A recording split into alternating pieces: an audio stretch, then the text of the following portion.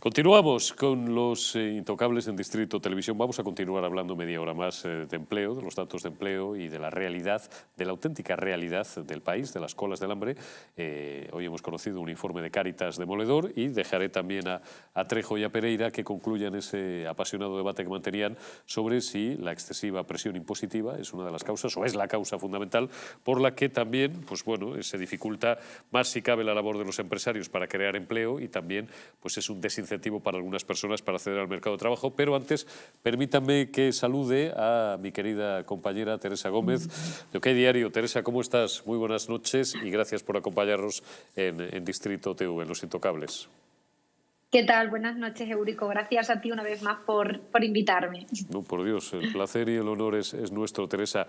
Oye, aquí tenemos todos la sensación en la mesa de que el gobierno nos miente. Además, digo yo que son tan cachondos y se ríen tantos de nosotros que como el papel y las estadísticas las marranean de tal manera y el papel lo aguanta todo, han buscado un número muy bonito, oye, 27027. Yo lo voy a buscar para el sorteo de la lotería de Navidad. 27.027 parados menos, pero lo de siempre, fijos discontinuos, no computan, etcétera, etcétera. Y la realidad, las colas del hambre, no sé si has visto hoy, que no dejan de crecer día tras día, semana tras semana, ese informe de Cáritas. Hay algunos datos que a mí me resultan demoledores. Fíjate, Teresa, según Cáritas, 3 de cada 10 hogares españoles no tienen una vida digna. Hay miles de familias con niños que ya no pueden permitirse pagar el comedor escolar y que han recortado, pues también, no solamente en gasto de alimentación.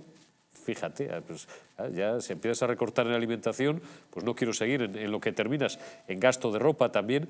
La realidad es mucho más dura. Mientras tenemos que aguantar a estos mendas, perdónenme la vulgaridad, a la fasionaria, a Yoyolanda, que nunca lleva menos de entre 5.500 y 6.000 euros en ropa y en complementos. Fíjense en el reloj y en los bolsitos de Yolanda, que algo entendemos de esto, que se rían de nosotros y a Nadia Calviño que saquen pecho, con perdón, que saquen pechito, o a Escrivá, me da igual, o a Alberto Garzón, de lo bien que van las cosas, Teresa.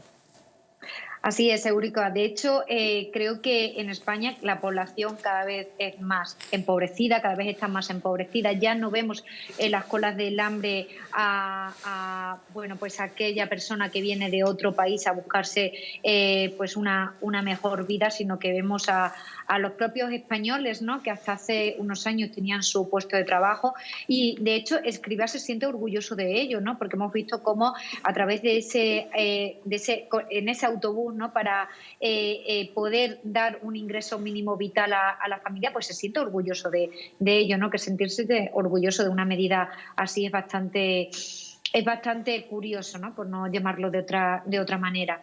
Con respecto a los datos del paro, como bien decía, bueno, primero yo ese número también me lo apunto por si tenemos suerte y nos puede tocar algo en la lotería, pero es cierto que el gobierno tergiversa los datos, no cuenta qué parte de ese número de personas que ahora han obtenido un trabajo en una empresa privada y qué parte han tenido un trabajo público, ¿no? Es decir, tiene un sueldo público. 2 de cada 3 empleados, nuevos empleados, son contratados por un trabajo público, ¿no? O sea, reciben un sueldo público. Por lo tanto, esto lo único que está haciendo es empobrecer más al país y no está generando riqueza para poder salir realmente de la crisis. O sea, como bien le decía Espinosa de los Monteros hoy en el Congreso de los Diputados, si queremos terminar con el paro, pues es tan fácil como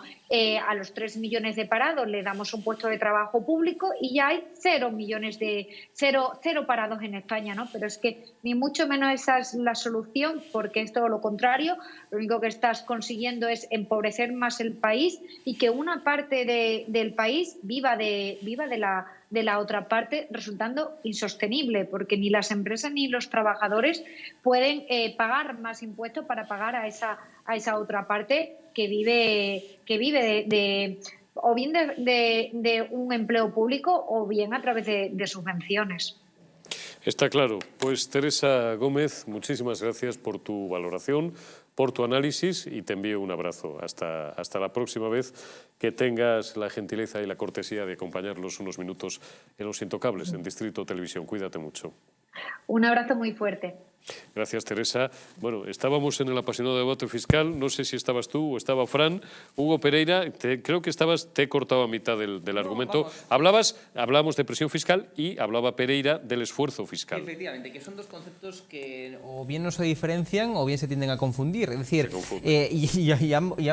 ambos conceptos son negativos en España. En la presión fiscal, como decía, superamos por primera vez a la media de la Unión Europea, con lo cual ese discurso de la izquierda de no, es que pagamos menos impuestos que la media de la Unión Europea, no, eso ya no funciona. Es decir, por primera vez en la historia, gracias a las más de 40 y pico subidas de impuestos de Pedro Sánchez, ese discurso ya no funciona. Pero más allá del tema de que si pagamos puntualmente más o menos impuestos que en otros países, está el esfuerzo fiscal. Y como su propio nombre indica, lo que nos cuesta, el esfuerzo que nos cuesta a los españoles, pues pagar impuestos a diferencia de los otros países de la Unión Europea. Evidentemente, ¿qué vamos a decir, no? Cuando tenemos pues el país con mayor desempleo juvenil, desempleo total de la Unión Europea, cuando somos un país que en términos de crecimiento económico todavía no estamos a niveles previos de la pandemia, cuando es un país que en vez de subir el PIB per cápita, pues en España, a diferencia del resto de países de la Unión Europea, pues nos baja, ¿no?, el PIB per cápita en casi 1.000 euros a los españoles. Es decir, y un largo etcétera de inclemencias económicas que estamos sobrellevando. Es lógico pensar, ¿no?, por tanto,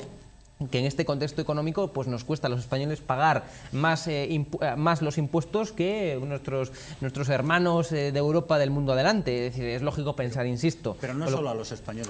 No, desde luego, pero especialmente a los españoles. Hay que tener en cuenta también el impuesto a las empresas por contratar. Es decir, hombre, las cotizaciones sociales que tiene la Santa Jeta de José Luis Escrivá, decir que de qué os quejáis los empresarios, que claro, tienen que subir porque ha subido la inflación. Cuando no había inflación, no bajaban las cotizaciones sociales, Escrivá. No, yo es que voy a negar la mayor, ¿no? Porque claro, aquí muy bonito, sí, perfecto, sube la inflación, subimos salarios, baja la inflación, bajamos salarios. Claro, aquí no vamos a lo consignado, es decir, si sube, baja.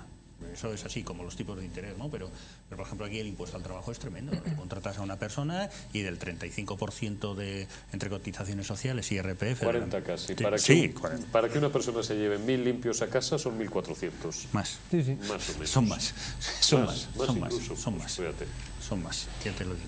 Y entonces, estamos hablando de un 40% más o menos de lo que se está llevando al Estado, y claro, cada vez se hace mucho más difícil contratar a una persona por parte de las empresas, porque si a la empresa le queremos cargar la inflación que ya sufre ella, además de la inflación de los empleados, porque claro, dice, ¿cómo saco a los empleados? ¿Cómo los empleados míos tienen más dinero? Y llega el gobierno y dice, no, pues se me ha ocurrido, feliz idea, voy a subir. No, voy a subir, porque ya lo tienen sobre la mesa. Voy a subir el próximo año un 10% el salario mínimo interprofesional. Y no se dan cuenta que el problema no está en subir el salario mínimo en 100 euros a un trabajador, el problema está en lo que hay detrás, porque de esos 100 euros hay 40 o 45 más que se está llevando el Estado. Bueno, se está hablando de subir el salario mínimo a 1.100 euros. Un 10%. Que suban a 10.000. A 10.000. Un 10%. La repercusión que tiene esa subida, hay muchos sectores que la subida del salario mínimo no les afecta porque están por encima de ese salario mínimo. Sí. Pero hay algunos que la cotización... Al pequeño le obliga a cerrar, o si tiene dos camareros o dos peluqueras a echar a la... No, pero Rico, hay algunos, como por ejemplo el servicio doméstico,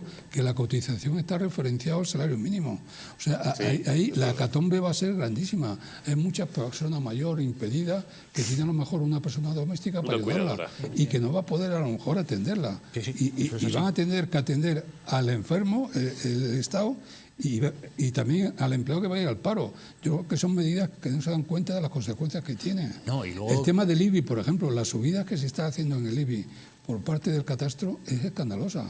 O sea, eso el día que nos lo levantemos nos vamos a dar cuenta de... Una acotación con esto. A lo mejor me podéis refrescar la memoria, lee uno todos los periódicos a toda velocidad por la mañana. Había uno de los diarios, llevaba una noticia en función de la cual están esperando muchas grandes capitales a pegar una subida, no, pegar un estacazo del IBI de 3 pares de narices. Serán las municipales. Sí, es en junio. Así es. En junio, sí. Después de mayo. Así es. Y aquí esta me da igual, esta va para el PSOE, para Podemos, para el PP, para Vox, y hasta para Vox también. Están esperando al domingo, al superdomingo este del día 28, y en junio o en julio, en agosto, con agostidad y alevosía, pegarle un estacazo a la gente. Bueno, yo esto del catastro, de verdad, es probablemente una de las figuras impositivas que más me irrita. Eurico, que se han dado cuenta de una cosa. La tierra, el inmueble, el edificio, el ladrillo, no puede huir del país.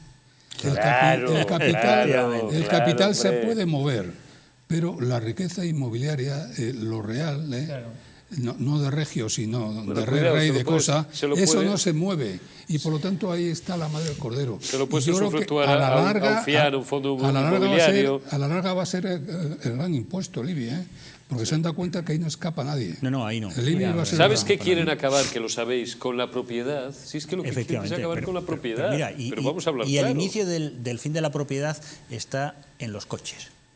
Cada día nos ponen más impedimentos Para para que que- circulemos. claro. La Unión Europea ahora dice que en el año 35 ya ni coches de combustión, ni coches híbridos y todos enchufados. Pero vamos a ver, el señor es de la Unión Europea. Pero no estábamos calentando el planeta. ¿Qué decía la secta climática? La secta climática.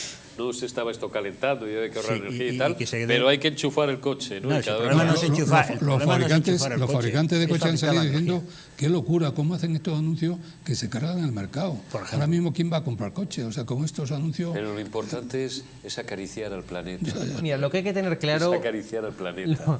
Lo que hay que tener claro es que el gobierno, sea el color que sea, como tal, no genera empleo real, más allá del empleo público, que efectivamente quienes generan empleo, El empleo como lo su propio nombre generan los indica, son empresarios. los empresarios. No, pero Eso ahora para mismo el empezar. gran No, y si la empleador es economía el no Estado, funciona, ¿eh? no se crean, no, ¿eh? desde Ahora el luego, gran y empleador. no Sí, pero solamente- no, es que igual a lo mejor no se ha expresado con Claro, empleo improductivo. Claro, real, Empleo dije, el improductivo. empleo, el que genera empleo real, como dije, empleo productivo, Empleo empleo, productivo. efectivamente, No, no. empleo El que mantiene productivo- todo. Empleo El que productivo mantiene son todo. los empresarios. Luego está el empleo improductivo, que no genera riqueza, porque, bueno, y con esto no digo que no tenga que haber policías, Hombre, profesores, está claro, o lo servicios. que sea, pero me Funcionarios refiero, también, los policías o los profesores tal, generan servicios, pero no riqueza, es decir, no generan un bien que se pueda vender, tal. O sea, el único empleo que genera riqueza, que es productivo, por tanto real, es el de los empresarios, el de las Bueno, empresas. la policía también genera beneficios. servicios, porque pero- si tú tienes una ciudad segura, Sí, tú la traes bueno, al turismo vale, y el turismo pero, te genera dinero. Vale, por pero ejemplo. es una derivada, pero Sí,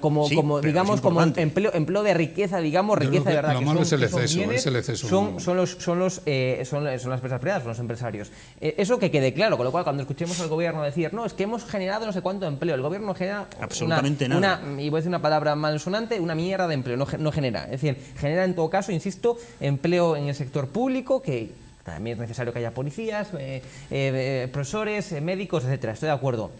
Pero vamos a ver, es decir, estamos en máximos históricos de generación de empleo público. O sea, evidentemente, entre todos los empleos Pero públicos ese- que se han generado, hay no sé cuántos millones de empleos improductivos en el sector público. Pero es el, improductivos. pero es el nuevo clientelismo político, que en nuestra versión era el caciquismo, No, desde que luego. criticaba en 98. Desde Y luego. ahora lo tenemos igual. Desde luego. Empleo público y subvenciones. Bueno, es insisto, lo mismo. pero el empleo público no genera riqueza, genera servicios que pueden llegar a ser importantes, pero no genera riqueza. Y estamos basando la creación de empleo pues en el empleo público, que insisto, ha crecido de forma histórica. Nunca jamás de los jamases, este es el dato, nunca jamás de los jamases hemos tenido tanto empleo público como existe Hombre, en estos tenemos momentos. casi 4 Jamás de los millones, jamases. tenemos casi 4 millones, ¿no? Sí, y sí. años atrás con 1 millón se abastecía a los Ese es el 42 problema. o 43 millones de españoles que éramos, ¿no? Y hoy nos damos abasto.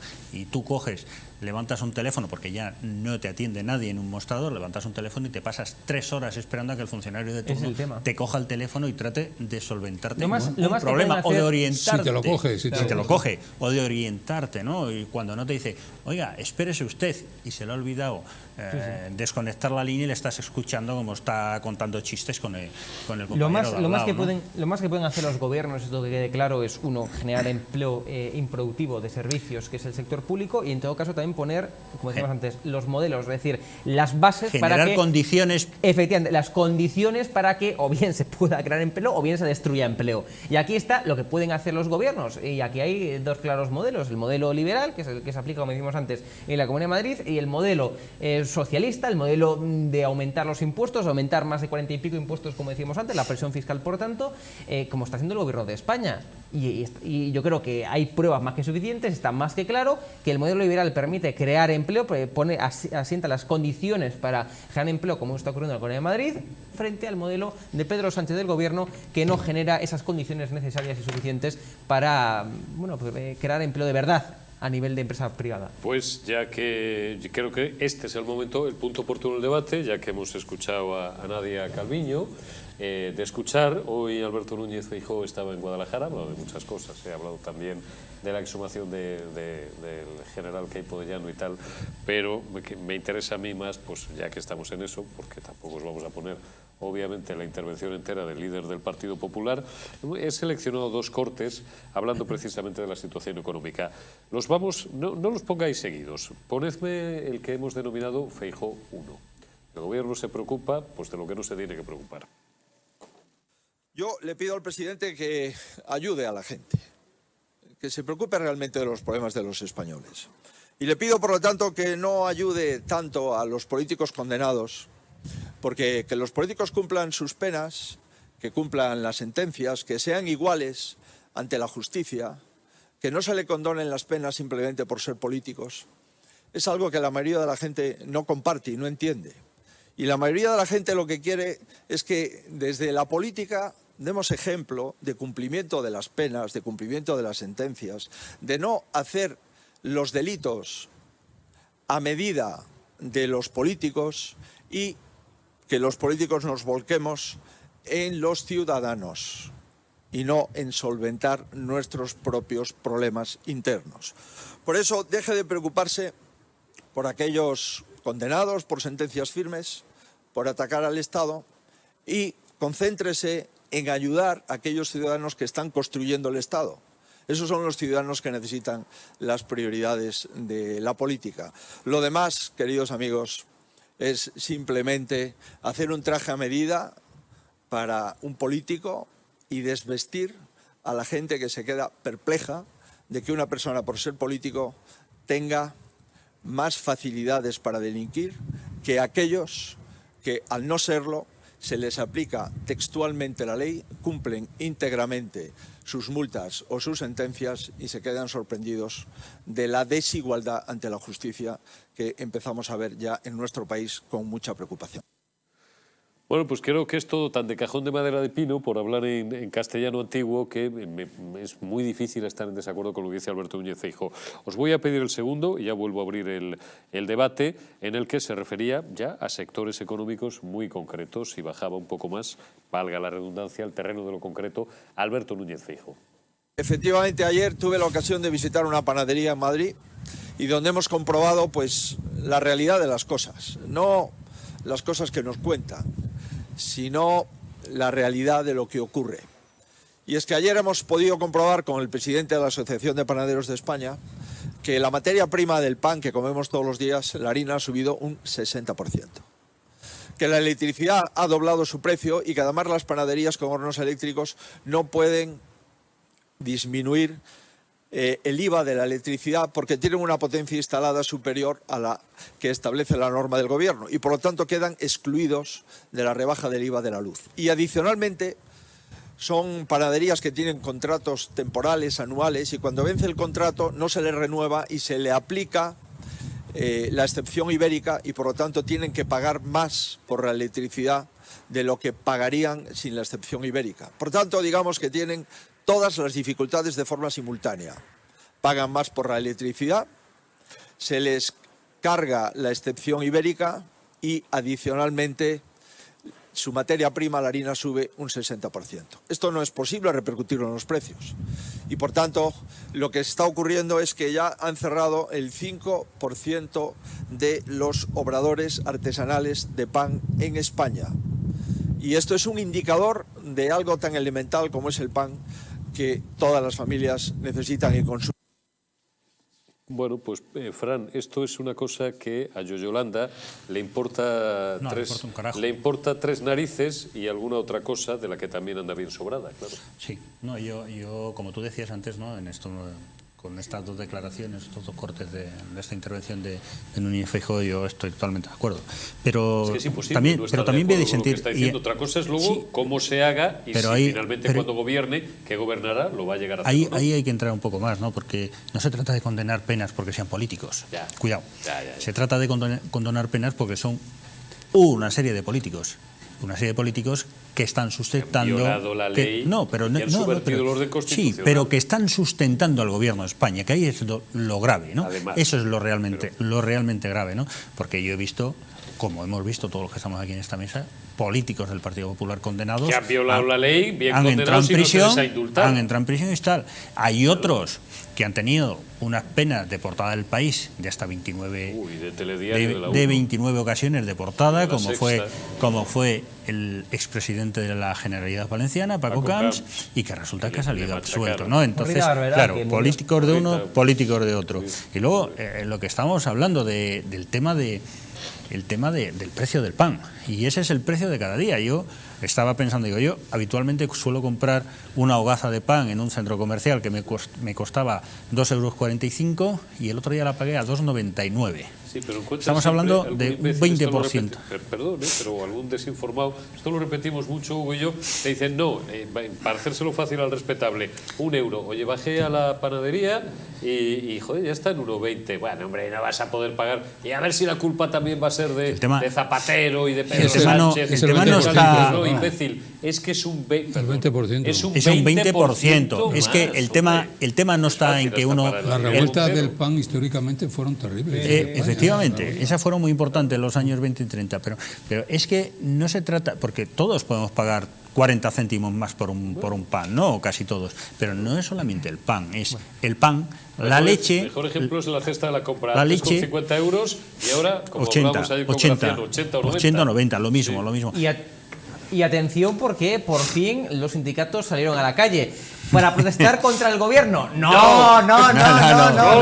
por favor. Para protestar contra los empresarios, porque esto no tienen que pagarlo los trabajadores, tienen que pagarlo los empresarios. Es decir, ya los que están, como decíamos antes, con el agua hasta aquí, hasta el cuello, es decir, con una presión fiscal que no pueden con ella, que tienen que pagar a los trabajadores, que ahora están hablando de subirles el SMI. No, pues los sindicatos, UGT y comisiones obreras, salieron a la calle, pero para ir en contra de los empresarios. Pues los empleados también se tienen que dar cuenta de que no se puede vivir por encima de las posibilidades. Es cierto que nos hemos encontrado con una subida de la inflación galopante, es cierto que nos hemos enfrentado a grandes subidas de las energías y bueno, hay que buscar mitigarlo, pero por encima de la vida y por encima de lo que uno puede, no se puede estar. Históricamente, aquí nos olvidamos de la inflación que había muerto Franco, en la época Fuente de Quintana. Y yo me acuerdo que en negociaciones de convenios colectivos que se hacían, nunca se barajaba la inflación pasada. Claro. Porque si no era una cascada. Si tú aplicabas el 10%... Y había inflaciones, corrígeme si me equivoco, don Manuel, de un 20% o más. Sí. Bueno, y los tipos de interés que ahora todo el mundo está llorando, en un 20. Había tipos del 15, del 16... Y del 18 y del 25 y 26. Hemos pagado hipotecas de 2 dígitos para tener una vivienda. O sea, que mis padres pagaban hasta el 25 y 26. Pero ahí se moderó el tema de la inflación. En el tema de los convenios, siempre la inflación futura, pero 1 punto o 2 puntos menos. Por ejemplo, si se preveía que iba a subir al año siguiente un 4%, se dice, vamos a subir a cuenta un 3%. A ver qué es lo que pasa, y eso es lo que se pactaba y se llegaba a un acuerdo.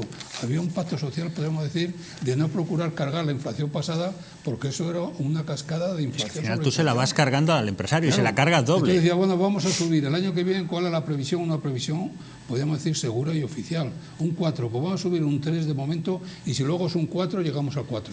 Pero eso es lo que se hacía prudentemente. Y ahora, en cambio, no. Si es un 10, súbeme un 10. Es imposible. Solamente tenemos más inflación. Todavía estamos galopando el tigre sin darnos cuenta. No tenemos tiempo para más, pero yo creo que, digo para más en este bloque, nos queda media hora todavía para el final de estos intocables. Creo que ha quedado suficientemente claro. Después, como siempre les digo, cada uno que se haga una idea cabal de las cosas. Creo que en esto vamos a estar prácticamente todos de acuerdo. Hotel Las Dunas, un lugar mágico en el corazón de la Costa del Sol. En primera línea de mar, situado en un oasis de armonía y tranquilidad enfocado en la salud y bienestar de sus huéspedes. Desconecten del estrés y la monotonía del día a día y disfruten de fines de semana de relax. Estancias con programas exclusivos y personalizados de salud, rejuvenecimiento y control del peso, elegancia y bienestar junto al mar, sin renunciar a la actividad y a la vida saludable. Descubran el Hotel Las Dunas Health and Spa, el más exclusivo de toda la Costa del Sol.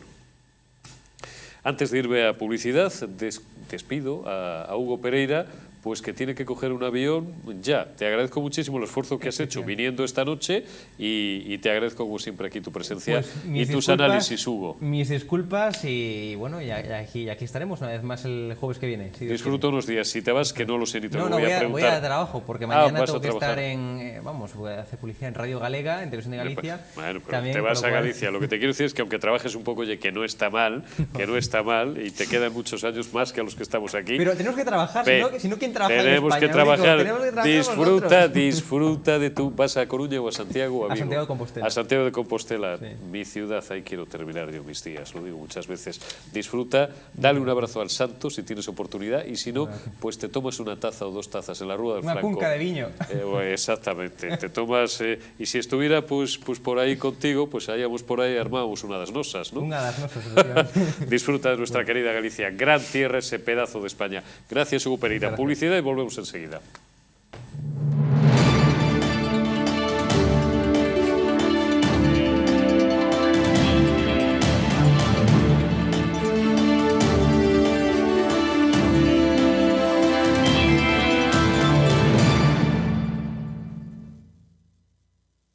Naturhaus es el mejor método para perder peso de forma saludable y sin pasar hambre. Desde la primera visita, una asesora te enseñará a cambiar tus hábitos hasta alcanzar tu peso perfecto. Lo conseguirás gracias a complementos alimenticios a base de extractos naturales y platos deliciosos. Apúntate ya en tu centro Naturhaus más cercano y online a través de naturhaus.es. Naturhaus, 30 años de experiencia en nutrición y dietética. Hotel Las Dunas, un lugar mágico en el corazón de la Costa del Sol. En primera línea de mar, situado en un oasis de armonía, tranquilidad, enfocado en la salud y bienestar de nuestros huéspedes. Desconecta del estrés y la monotonía del día a día. Estancias con programas exclusivos y personalizados de salud, rejuvenecimiento y control del peso.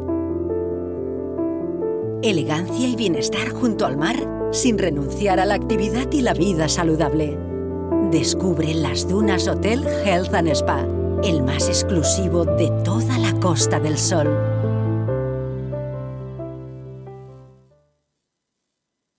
Estás a solo unas horas de que parafarmaciamundonatural.es te haga llegar tu pedido con regalo incluido. Más de 25.000 productos de las principales marcas.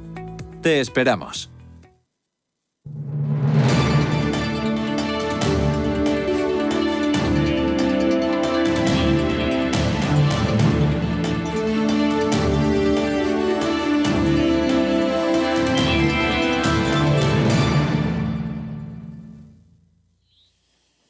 Bueno, invocamos ya la recta final de estos intocables de este jueves 3 de noviembre de 2022. Y lo vamos a hacer con un tema poco agradable, poco bonito, por no decir feo, que dice muchas cosas. Dice de la pasividad de nuestros políticos y de nuestro gobierno ante otro problema que es muy grave. Dice también mucho de parte, y nos iremos explicando, de parte de la sociedad española que está podrida. Dice también de la incapacidad que tenemos para educar a nuestros hijos, qué tipo de sociedad estamos creando, estas malditas redes sociales. Decía el otro día, me decía un buen amigo, Carlos Paz, esto es un artefacto diabólico si se utiliza mal, que suele ser lo corriente, más mal que bien por las redes sociales que viralizan todo. ¿De qué estoy hablando? Del bullying, del acoso escolar. Esta mañana llegaba al Congreso de los Diputados José Manuel López. Los que seáis tuiteros, los que os mováis con soltura por las distintas redes, sobre todo Twitter, sabréis sin duda de quién os estoy hablando. José Manuel López es el padre de Kira López. Es una niña que se quitó, no recuerdo exactamente, creo que hace un año y medio, se quitó la vida después de sufrir un insoportable acoso.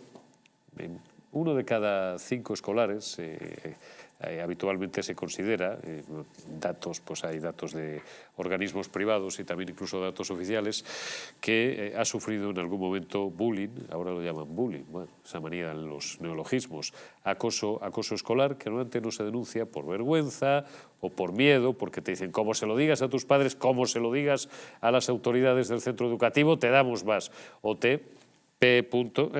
Más todavía y tal, ¿no? Y luego pues se producen desgracias y además los chavales, la educación es muy importante, pero todos sabemos, bueno, somos padres o hemos sido padres y sabemos que muchas veces pues la educación no es lo suficientemente, lo voy a decir de otra forma, diligente, o la educación a veces es muy negligente y los padres, con tal de defender a algunos a su hijo, y aquí me empiezo a mojar, y a su niño, al acosador, al agresor, no al agredido, cuidado, pues llevan a muchas familias a unas situaciones absolutamente de un sufrimiento que no le deseo a nadie, porque no todo el mundo tiene las mismas herramientas de defensa y te tienes que convertir en una persona, bueno, pues a lo mejor quienes tienen un carácter determinado o nos ha adornado Dios con, como dicen los italianos, con un caracterino y una forma bastante rectilínea de ver las cosas, pero no todo el mundo es así y hay gente que lo pasa muy mal y como no encuentra amparo ni encuentra ayuda, pues al final pues acaban ocurriendo desgracias como la de esta pobre niña cuyo padre ha presentado esta mañana 200.000 firmas. Bueno, vamos a escuchar, luego le doy la palabra a Trejo, 200.000 firmas, bueno, para renovar. Hay una serie de disposiciones, luego me corregiréis jurídicamente si digo algo que no sea suficientemente preciso, de la Fiscalía, pero que están trabajando con instrumentos legales del año 2005, que han quedado absolutamente superados. Vamos a escuchar, que no es muy largo, 1 minuto y medio aproximadamente dura la declaración, ante los medios esta mañana a las puertas del Palacio de la Carrera de San Jerónimo, de este señor, de José Manuel López, y empezamos a comentar este asunto. Explícita. Mientras aquí en España tenemos, por ejemplo, la doctrina de la Fiscalía hablando sobre el acoso escolar del 2005. Estos están muy antiguos, estamos en el 2023 y las redes sociales han cambiado nuestras vidas y las de ellos. Hay que adaptarse, hay que ponerse al día con estas cosas. Entiendo que protocolo... Que decidan ellos cómo y hasta cuándo, son los que saben. Pero yo no he venido aquí a visitar a políticos, yo he venido a visitar a legisladores, para que cambien las leyes y las adapten a la situación real que están viviendo los niños en los colegios. A mi hija no la voy a poder salvar, ¿vale? Pero hay más niños, ¿vale? Y no es justo lo que le ha pasado. No es justo. Era estupenda.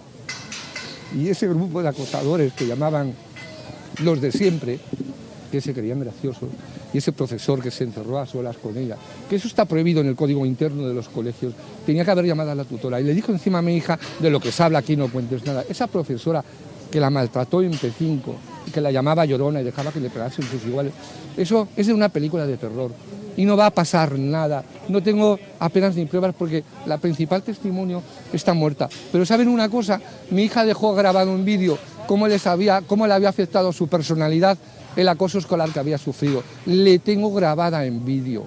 Yo no necesito más pruebas. Bueno, luego haré, yo no estoy aquí para opinar, simplemente voy a ir deslizando alguna cuestión, porque mi cercanía durante muchos años con el mundo docente, nunca he tenido este problema en casa, afortunadamente, pero sé cómo se resuelve. Lo que pasa es que no es publicable y yo no lo puedo decir aquí.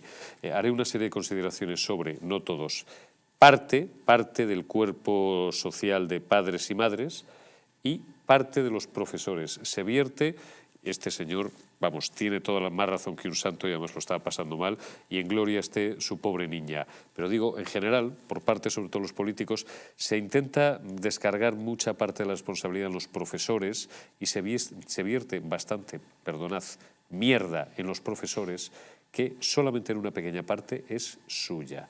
Algo más en los centros escolares, y si les empiezo a hablar de las AMPAs sin H, ahí hemos tocado con buena parte del problema. No quiero hablar más de momento. Señor Trejo. Yo creo que esto depende de tres partes. Depende del gobierno o del Estado, depende de los profesores, que nos hemos equivocado llamándoles profesores y deberíamos volver a llamarles maestros hasta según qué años. Eso es importante. Yo creo que es importante hacer esa separación de profesiones dentro del ámbito escolar, y luego también de los padres. La educación que le dan los padres a los hijos es fundamental, pero es fundamental porque si yo tengo un niño que va a hacer 3 años, mi hijo única y exclusivamente ve el teléfono móvil o ve dibujitos en el teléfono móvil durante 5 minutos o 10 cuando sale de la bañera. Sí, y o cuando te vas a un hotel, esto se ve muy bien, comiendo para que no den por el saco. ¿Y sabes lo que hace el niño? Con 9 meses ¿Sabes lo que hace el niño cuando toma? Los padres a lo suyo, pues te voy a decir media hora. lo que hace el mío cuando toma la cena, cuando toma el biberón, se coge, se va a su cama, va a su estantería que tiene 20, 30 cuentos, se saca uno de ellos y empieza a mirarlo, a ojear o a jugar con las fichas que tienen. Eso es lo que hace mi hijo. ¿Por qué hace eso mi hijo? Por la educación que yo le estoy dando. Correcto.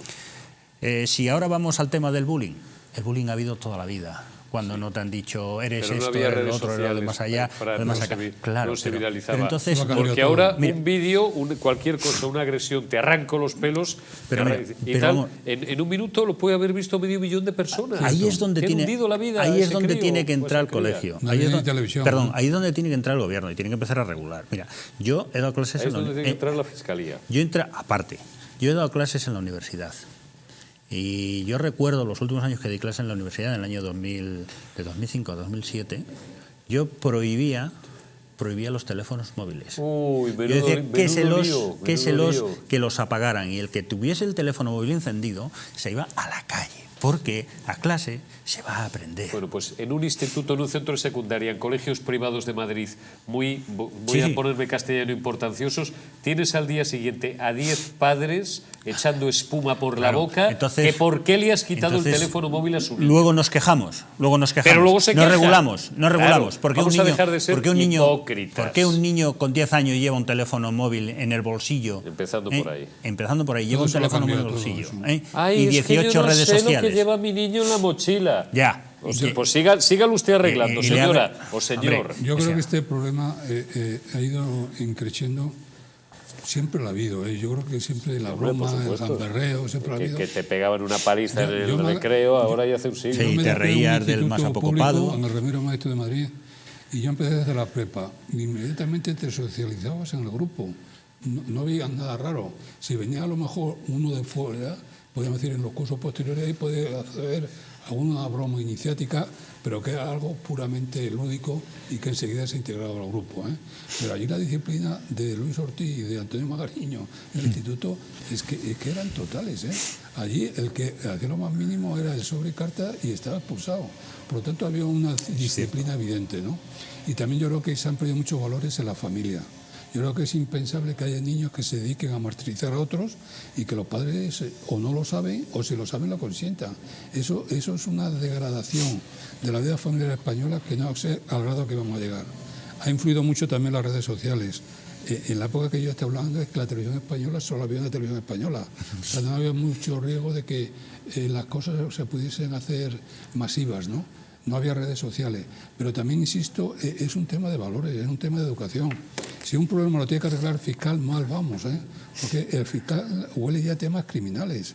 Yo creo que esos temas... No, yo te digo, Manuel, lo que ocurre. Mira, yo solamente en una ocasión, voy a contar una cosa personal, me da igual, ¿no? Porque solamente en una ocasión, cuando el niño tenía, uno de mis hijos tenía 4 años, pues 4 años, pues joder, cuidado, con 4 años, y hubo otro y le clavó por detrás un tal aquí, no sé qué, bueno, y tal. Y entonces, pues yo, que tengo un carácter pues un poco determinado, porque su madre pues quería obrar de otra manera, y entonces dije, vamos a hacer las cosas bien. Pero por curiosidad mía, porque como además aquello era un ámbito muy corto, no llegó a ser una agresión, pero tal. Pero hombre, es verdad que si le da en el sitio justo, porque se lo hizo una incisión por detrás, en el cuello, en la nuca y tal, pues y entonces se puso una denuncia. Descubrí varias cosas. El centro escolar no es sujeto de una denuncia. No es sujeto de una denuncia. La Fiscalía, el Ministerio Público, sabe usted, don Manuel, que lo sabe lo que hace. Mire, porque hasta los 16 o 14, en función de los casos, el centro escolar no es objeto, no es sujeto de tal, y hasta los 14 años, como mínimo, y hasta los 16 no puedes hacer absolutamente nada. Y entonces yo pensé, si vuelvo a tener otro problema de estas características, que gracias a Dios nunca lo tuve, pues esto es una barbaridad lo que voy a decir, que nadie me interprete mal, pero casi es mejor resolverlo de padre a padre. Yo no quiero que me proteja ni el gobierno, no quiero que me proteja la justicia en este caso. Hombre, si te matan a tu hijo, lo siento, habrá unas responsabilidades penales que habrá que dilucidar, pero si es una pelea, si es que llevan 6 meses puteándolo, si es que tal, se lo digo con cariño y con mucho respeto a los padres. Alguno me dirá, qué listo es. No, sé de lo que hablo porque me he pasado años viendo y viendo y viendo y viendo, y en entornos muy cercanos a mí. ¿Y saben ustedes lo único que funciona? Ni el colegio, ni la justicia, ni tal. De padre a padre. Muchas veces... O de madre a madre, o de padre a madre. Eurico, muchas veces el acoso sucede fuera del centro escolar.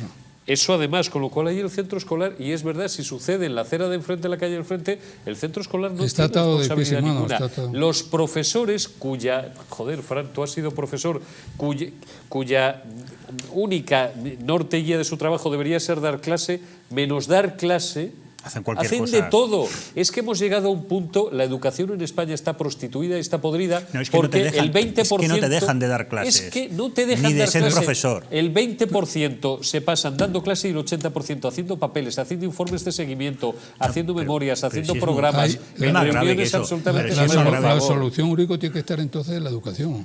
Yo creo que hay que volver a la solución la fuente. empieza en casa. Bueno, en casa, por supuesto, en casa, la educación en casa y luego la educación en el colegio.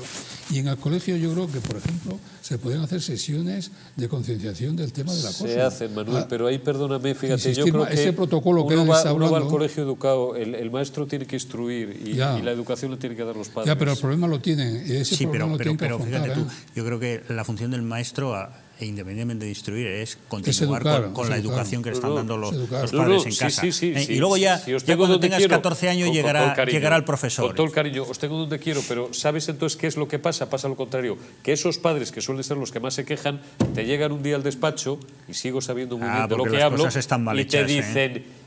Porque la ley no ampara al maestro, no ampara al maestro, porque el maestro debería ser autoridad y no lo es, y la izquierda sistemáticamente y parte de una derecha cobarde se ha negado en este país, el maestro debería ser autoridad, y te dice el padre que quién...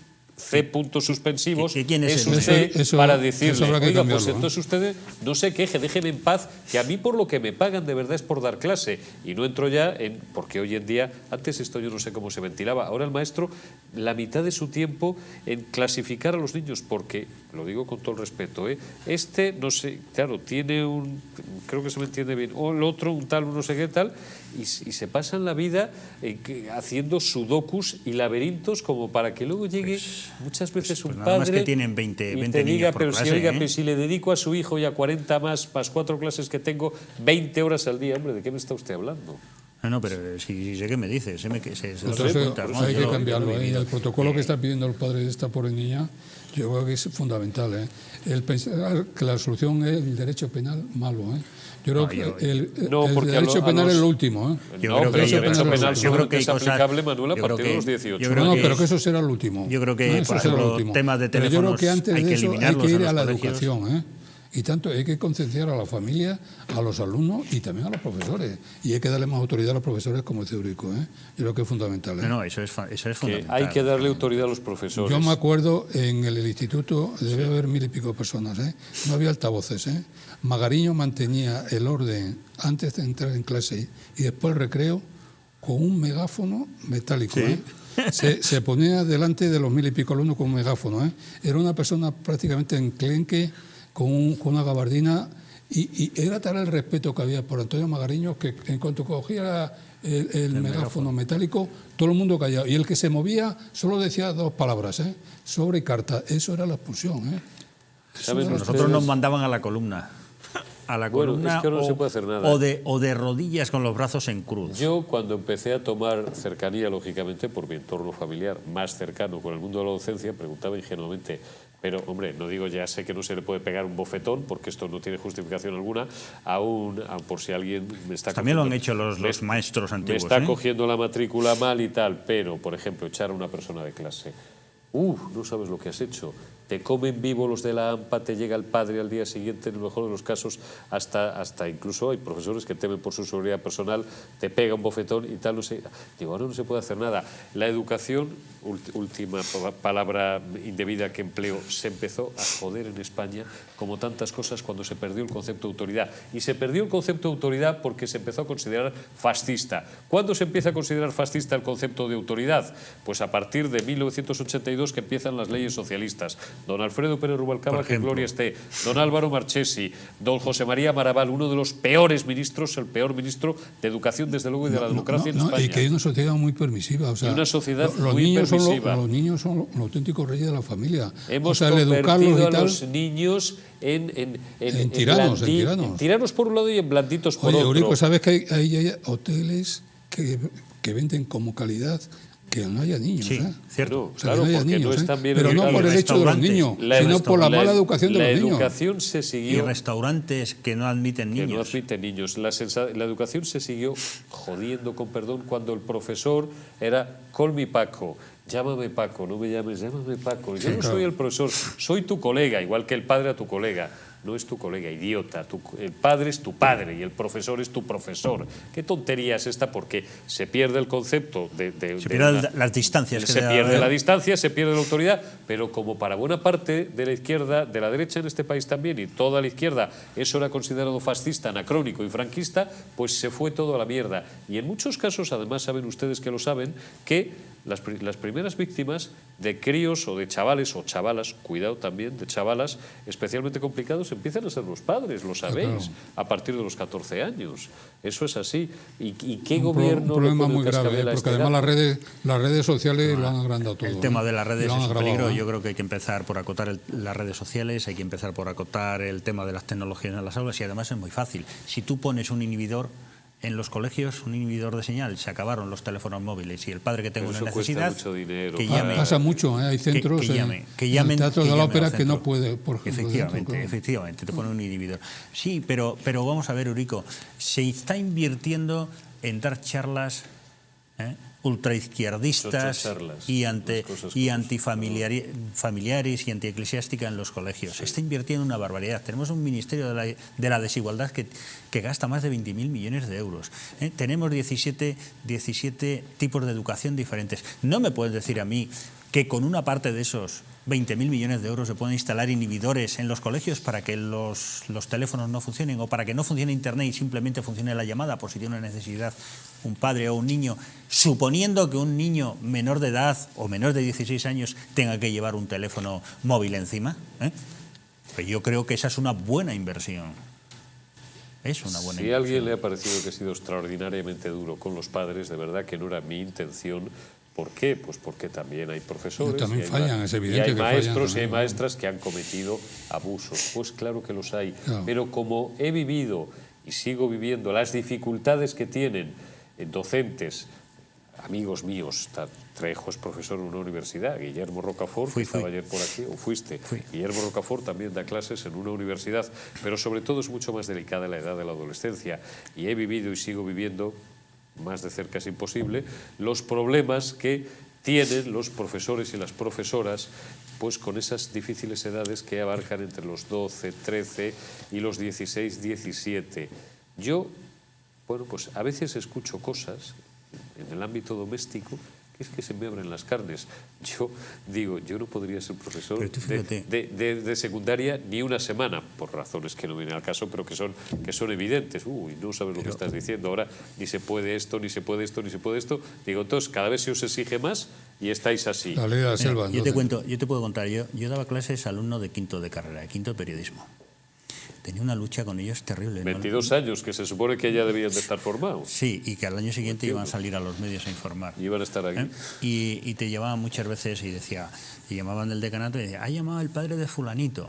Y ¿sabes de qué me daban ganas? Porque claro, tú preguntabas en clases temas de historia o temas recientes, o los países de la Unión Europea, o capitales de países europeos o de la propia Unión Europea, y te decían lo que les daba la gana y te pasaba por ahí. Y a mí algunas veces cuando te llamaban para decir que había llamado al padre de fulanito, que por qué se trataba así el fulanito, me daban ganas de pasarle un mapa mudo y decirle, escríbame usted las 55 provincias que hay en España, o no las provincias, sino las capitales de las comunidades autónomas españolas, para haberle refregado en algún momento. Y eran periodistas futuros que tenían que tener una curiosidad mínima.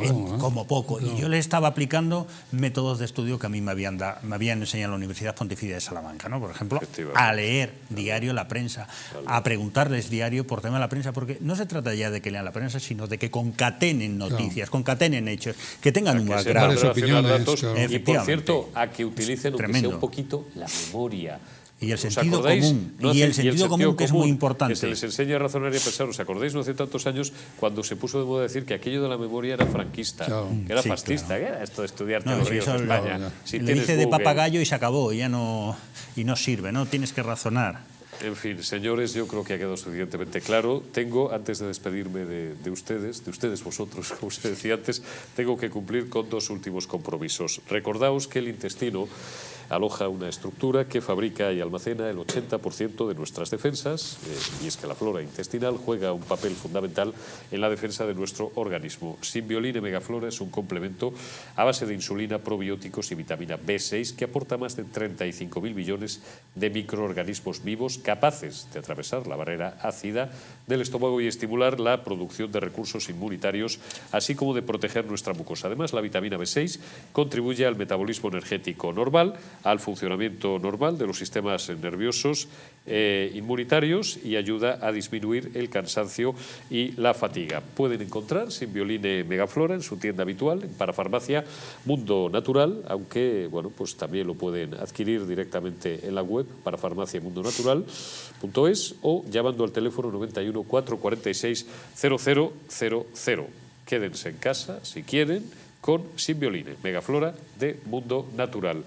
Y antes de despedirme, último consejo que les doy, les insto, les recomiendo al menos, ¿no? Pues hoy es jueves por noche, es un día fantástico, a que si continúan sintonizando la programación de Distrito Televisión, pues disfruten de, bueno, ya estamos en horario nocturno y además es una comedia, es un clásico, no teman que a lo mejor a alguien que no sea muy cinéfilo el título pues le asusta un poco. Yo, mi padre y la amante, una deliciosa comedia, telefilm dirigida por Jay Sandrick y con un reparto, bueno, pues con actores de la talla de Jack Lemmon, Talia Shire, Jonathan Silverman o Johanna Gleason, que, bueno, pues hablan, no les voy a hacer spoiler, ni muchísimo menos, pero, bueno, pues el protagonista fundamental que construye su fortuna partiendo de cero y que ahora vive con una esposa adicta a las compras compulsivas, un hijo consentido, miren tú por dónde, esto no lo habíamos preparado, dado a la buena vida,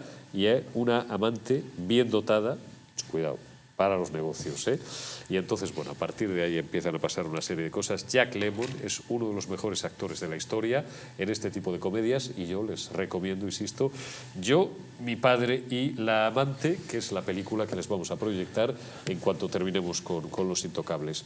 Les deseo una buena noche y Fran Trejo y don Manuel Bernaldez, muchísimas gracias por habernos acompañado. Gracias a todos vosotros, esperamos que les haya resultado útil o ameno, entretenido, o les haya informado a su gusto y a su conveniencia el programa de hoy. Mañana será viernes, volveremos con Los Intocables. Cuídense y hasta mañana.